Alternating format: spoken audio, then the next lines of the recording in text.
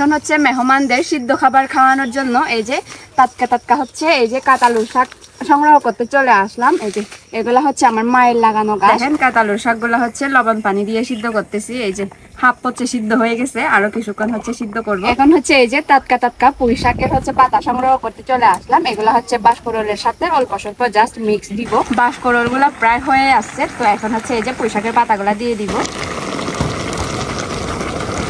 হাঁসের মাংস রান্না করার জন্য যা যা মশলাপাতি লাগে সবকিছু হচ্ছে এই যে একদম তেলের মধ্যে হচ্ছে ভুনা করে নিচ্ছি। আর এই যে এখন হচ্ছে মাংসটা দিয়ে দিব। এই যে কাপ্তা লেকের পাঙ্গাস মাছ রান্না করতেছি। এই যে এখন হচ্ছে মাছটা দিয়ে দিব। তো এই যে দেখেন এখন হচ্ছে তক পাতাগুলা দিয়ে দিলাম। জলটা খেতে কিন্তু জাস্ট অসাধারণ হয়েছে, আমি একটু ছেঁকে দেখছিলাম আর কি। আজকে হচ্ছে আমাদের বাসায় মেহমান আসবে, তো তার জন্য হচ্ছে আজকে অনেক কিছু তরকারি রান্না করব আর হচ্ছে আপনাদের সাথে শেয়ার করব। আর এই যে দেখেন এগুলা হচ্ছে গাছ থেকে একদম এই যে টাটকা সবুজ দেখেন তেজপাতা নিয়ে আসছি। আজকে হচ্ছে হাঁসের মাংস ভুনা করব আর হচ্ছে বাঁশকরল রান্না করব, তার সাথে হচ্ছে পাঙ্গাস মাছও রান্না করব। তো এই সব কিছু তরকারি হচ্ছে রান্নার প্রসেসিংটা আমরা কিভাবে রান্না করি আমাদের পাহাড়ি স্টাইলে, ওইটা হচ্ছে এই ভিডিওতে শেয়ার করব। তো আপনারা ভিডিওটা দেখতে থাকেন। আর হচ্ছে আমাদের চ্যানেলে যারা নতুন তারা হচ্ছে সবাই চ্যানেলটা একটু সাবস্ক্রাইব করে দিবেন। গাইস এই যে এখন দেখেন বাঁশকরলগুলো হচ্ছে সুন্দর করে ধুয়ে ফেলবো। এই বাঁশকরলগুলো হচ্ছে আমরা সকালে আনতে গেছিলাম। আমাদের আশা ছিল কি মানে একটু বাঁশ বাগানে গিয়ে বাঁশকরল খুঁজবো, গিয়ে দেখি হচ্ছে যেতুরা এই যে বাঁশকরল খুঁজে কেটে ধুয়ে রেখে দিচ্ছেন। এই যে আমি আরো হচ্ছে ধুয়ে ফেলতেছি ভালোভাবে। এই যে তো এই যে ফাইনালি দেখেন বাঁশকরল হচ্ছে ধোয়া শেষ, এখন হচ্ছে এগুলা সিদ্ধ করব। এই যে তো এই যে গাইস দেখেন এখন হচ্ছে বাইরে চুলার মধ্যে এই যে বাঁশকরলগুলা হচ্ছে সিদ্ধ করতে বসাই দিচ্ছি। আমি হচ্ছে শুধুমাত্র এই যে কষি কষি আগাগুলা দিয়ে দিচ্ছি। কষি কষি আগাগুলা দেখেন এগুলা হচ্ছে সিদ্ধ করতে বসাই দিচ্ছি। এখন হচ্ছে মেহমানদের সিদ্ধ খাবার খাওয়ানোর জন্য এই যে টাটকা টাটকা হচ্ছে এই যে কাতালুর শাক সংগ্রহ করতে চলে আসলাম। এই যে এগুলা হচ্ছে আমার মায়ের লাগানো গাছ আর এখান থেকে হচ্ছে আমরা কষি কষি আগাগুলা এই যে এভাবে হচ্ছে সংগ্রহ করব। তো দেখতে থাকেন। আর হচ্ছে সাথে মাছ দিয়ে মরিচ ভর্তা করব, আর মাছ দিয়ে মরিচ ভর্তার সাথে এই শাকগুলা খেতে জাস্ট অসাধারণ লাগে। এই গাছগুলা লাগানোর সুবিধাটা আমি বলি আপনাদেরকে। এই যে শাকের সময় হচ্ছে এই কষি আগাগুলা মানে শাকগুলা খাওয়াও যায়, কিন্তু যখন হচ্ছে আপনার কি বলে ওই চৈত্র মাছ চলে আসে তখন হচ্ছে এই গাছগুলা করলে কাতালুও পাওয়া যায় সুন্দর সুন্দর, এগুলাও সিদ্ধ করে খাওয়া যায়। তো আমি হচ্ছে এই যে এখান থেকে মাত্র এগুলো পাইলাম। আর হচ্ছে একটু এদিকে যাই, এই যে এদিকে অনেকগুলো আছে। আর আমাদের বাসায় হচ্ছে যারা যারা মানে ধরেন ঘুরতে টুরতে আসলে হচ্ছে খালি এগুলার দিকে মানে চোখ পড়ে আর কি নিয়ে যাওয়ার জন্য। এই যে কিছুদিন আগে হচ্ছে একটা আন্টি নাকি নিয়ে গেছিল এগুলা, তো এগুলো হচ্ছে আবার নতুন করে গজাইছে। এই যে দেখেন একদম কচি কচি আগাগুলো, মজার মজার কাতালু শাকের আগা। এগুলো হচ্ছে আমাদের পাহাড়িদের বেশ জনপ্রিয় একটা শাকের আগা বলা যায়। এই যে ওই পাশেও আছে। কম বেশি এই শাকগুলা কিন্তু সবারই প্রিয় আমাদের, বিশেষ করে পাহাড়িদের আর কি। তো এই যে মোটামুটি হচ্ছে সংগ্রহ করা শেষ, দেখেন অনেকগুলা পাইছি। তো গাইস এই যে কাতালুর শাক হচ্ছে সংগ্রহ করলাম, তো একদম টাটকা টাটকা। এখন হচ্ছে ধুইতে যাব। এই যে দেখেন অনেকগুলা ছিঁড়ছি, কিন্তু এখন হচ্ছে এই যে শাকগুলা পরিষ্কার করে ধুয়ে ফেলবো। এই যে দেখেন অনেকগুলা সংগ্রহ করে নিয়ে আসছি। আর এই শাকগুলা হচ্ছে একদম ফরমালিন মুক্ত। আর এই শাকের গাছগুলা কিন্তু মা প্রতি বছরই লাগায় আর কি। গাইস মেহমানদেরকে কি শুধু শাক সিদ্ধ দিয়ে খাওয়াবো? মোটেও না, তার সাথে হচ্ছে এই যে লেকের পাঙ্গাস মাছ, আমাদের অনেক বেশি প্রিয় লেকের পাঙ্গাস মাছ। এই যে এগুলো হচ্ছে ফ্রিজে ছিল, জাস্ট অল্প ধুয়ে হচ্ছে এগুলা তুলে রাখতেছি। এটা হচ্ছে হাঁসের মাংস, এটাও একদম কেটে ধুয়ে পরিষ্কার করে রাখা ছিল। এই যে দেখেন গাইস দেখেন এই যে এই পাশে হচ্ছে বাঁশকরলগুলা সিদ্ধ করতে বসাই দিছি, আর এই যে এই পাশে হচ্ছে কাতালুর শাকগুলা সিদ্ধ করতে বসাই দিছি শুধুমাত্র হচ্ছে লবণ পানি দিয়ে। আর বাঁশকরলের মধ্যে হচ্ছে লবণ দিই নাই, কারণ এটা হচ্ছে জাস্ট সিদ্ধ করব আর সিদ্ধ করার পরে রান্না করব।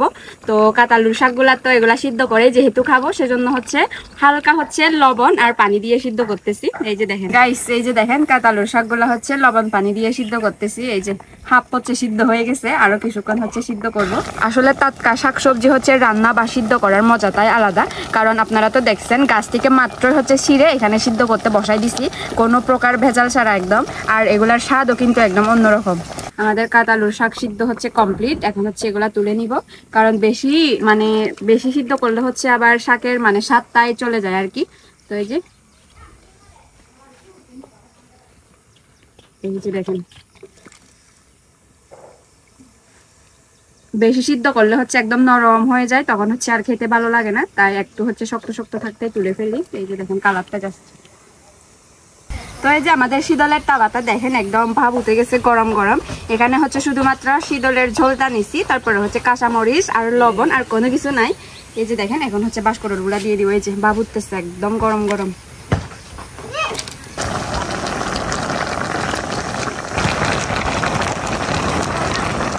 এখন হচ্ছে এই যে টাটকা টাটকা পুঁই শাকের হচ্ছে পাতা সংগ্রহ করতে চলে আসলাম। এগুলো হচ্ছে বাঁশকড়ইয়ের সাথে অল্প স্বল্প জাস্ট মিক্স দিব। তো এই যে কয়েকটা হচ্ছে তুলবো আর কি, অল্প স্বল্প। এই যে দেখেন আমরা হচ্ছে এখান থেকে কালকেও তুলছিলাম, তো পাতা হচ্ছে বেশি নাই, অল্প স্বল্প আছে, এগুলাই তুলবো। তো গাইস এই যে দেখেন অনেকগুলো হচ্ছে পাইছি। এই পাতাগুলো এখন হচ্ছে ধুয়ে নিয়ে যাব আর বাঁশকড়ইয়ের সাথে হচ্ছে রান্না করবো। এই যে বাঁশকড়ইগুলো প্রায় হয়ে আসছে, তো এখন হচ্ছে এই যে পুঁই শাকের পাতাগুলো দিয়ে দিব। আর পুঁই শাকের পাতা গাইস বেশি দেখা গেলেও কিন্তু এগুলা হচ্ছে একটু গরম, মানে ভাবটা পেলেই হচ্ছে একদম ইয়া হয়ে যায়, সিদ্ধ হয়ে যায় আর কি। আর এগুলা খুব কম দেখা যাবে তখন।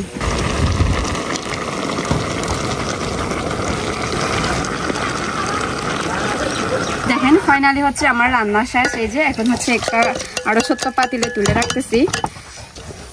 দেখছেন পুঁই শাকের পাতাগুলো একদম অল্প হয়ে গেছে, কি লবণীয় লাগতেছে জাস্ট দেখেন। এটা হচ্ছে একদম তেল মশলা ছাড়া, শুধুমাত্র অল্প শীতলের পানি আর হচ্ছে লবণ, এই আর কি। হাঁসের মাংস রান্না করার জন্য যা যা মশলাপাতি লাগে সবকিছু হচ্ছে এই যে একদম তেলের মধ্যে হচ্ছে ভুনা করে নিছি।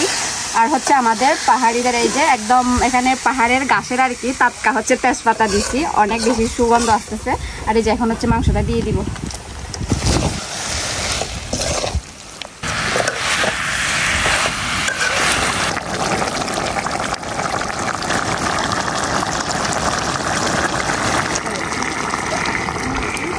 হচ্ছে হাঁসের মাংস রান্না শেষ। এখন হচ্ছে এই যে কাপ্তাই লেকের পাঙ্গাস মাছ রান্না করতেছি।